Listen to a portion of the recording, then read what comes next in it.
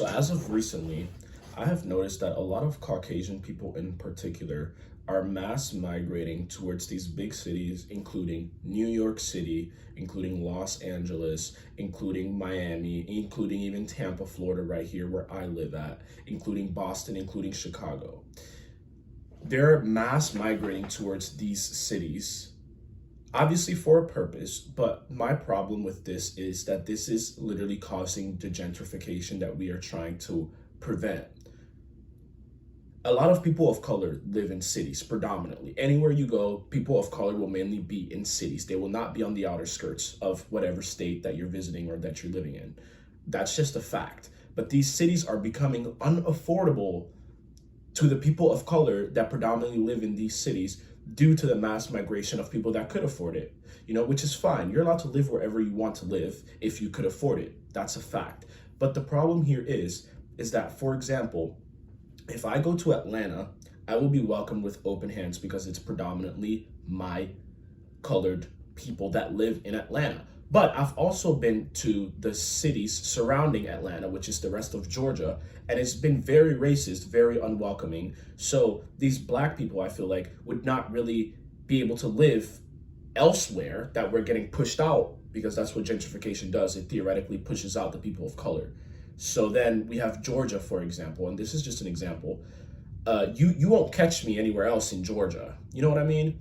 Like, just due to the race issues that are out there. You won't catch me anywhere else in Florida. I could live in Tampa or Miami or Orlando, which is also getting gentrified, but you're not catching me in Tallahassee to live, or you're not catching me in Gainesville to live, or Ocala to live. These other cities surrounding me, which I theoretically might be able to afford since I'm being pushed out of the city that's being gentrified.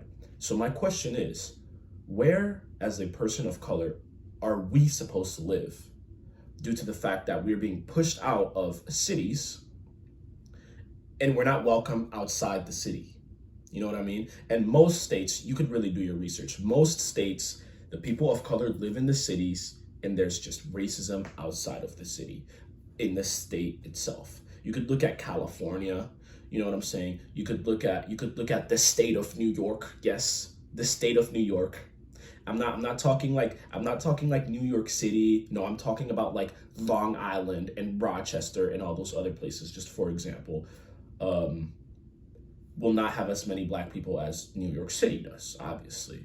So I'm just trying to figure out where do we go from here? Where do we actually belong?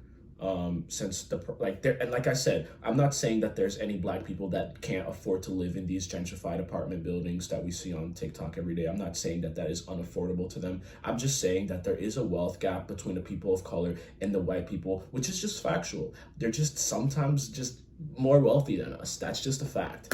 They could afford it, and we are starting to not be able to afford it due to gentrification. So, like I said, we're starting to become unwelcomed in our city due to our financial situation, but we're also starting to be unwelcomed in the outer skirts of the state. So everything outside of the city, just due to racism.